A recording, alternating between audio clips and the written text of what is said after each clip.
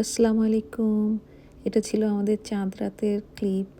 আমাদের নেইবার সানিয়া সামিয়াদের বাসাতেই আমরা চাঁদ রাতের সময়টা কাটালাম। এখানে চলছে সব মেহেদি দেওয়া।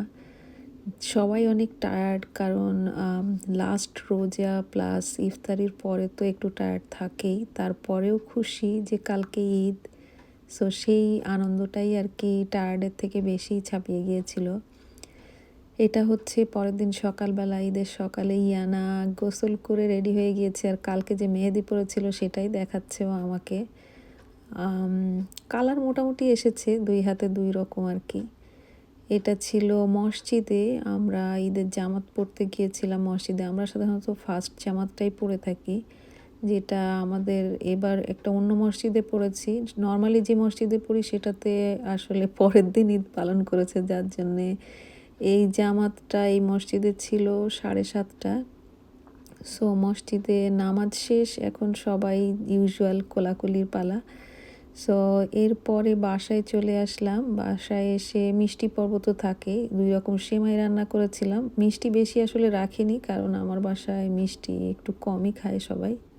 বেশ কয়েক বছর ধরে আমাদের এখানে ভার্জিনিয়াতে আসলে স্কুলে স্টুডেন্ট হলিডে হিসেবে দেয় আর কি ঈদের দিনটাকে। আর এবার ছিল তো রবিবার, তো সব মিলিয়ে আর কি ভাবলাম ইয়ানাকে নিয়ে একটু বাইরেই যাই, আর ও যেতেও চাচ্ছিল।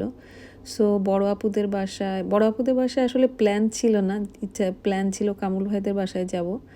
সো তারপরে বড় আপু রাস্তাতে ফোন দিল যে আপনারা এইখানেও আসেন। সো কামরুল ভাইদের বাসায় প্রথমে গেলাম, তারপর বড় আপুদের বাসায়। আর বড় আপুদের বাসা থেকে এই যে চেরি ব্লসম ফেস্টিভ্যাল শুরু হয়েছে, এটার দূরত্ব হচ্ছে মাত্র 15 মিনিটস। সো আমরা আমরা না হলেও বাচ্চারা খুবই যেতে চাচ্ছিল, সো সেই জন্যই যাওয়া। বাট সব মিলিয়ে আসলে যাওয়াটা ঠিক হয়নি, কারণ এটা ছিল এক রবিবার, আর এটা ছিল ফার্স্ট উইক। ফেস্টিভ্যালের 3 সপ্তাহ মাত্র চলে। সো ফার্স্ট উইক, আবার রবিবার, আবার ঈদের দিন। সো সব মিলিয়ে আসলে অনেক ক্রাউড ছিল, পার্কিং পাইনি। সো গাড়িতে বসেই যতটুকু দেখা যায় ততটুকুই দেখে তারপরে ঘুরে পুরো রাউন্ড দিয়ে আর কি বাবার বাসায় চলে আসলাম। সো এই ছিল ছোটোখাটো আমার একটা ঈদের ব্লগ। কেমন লাগলো জানাবেন।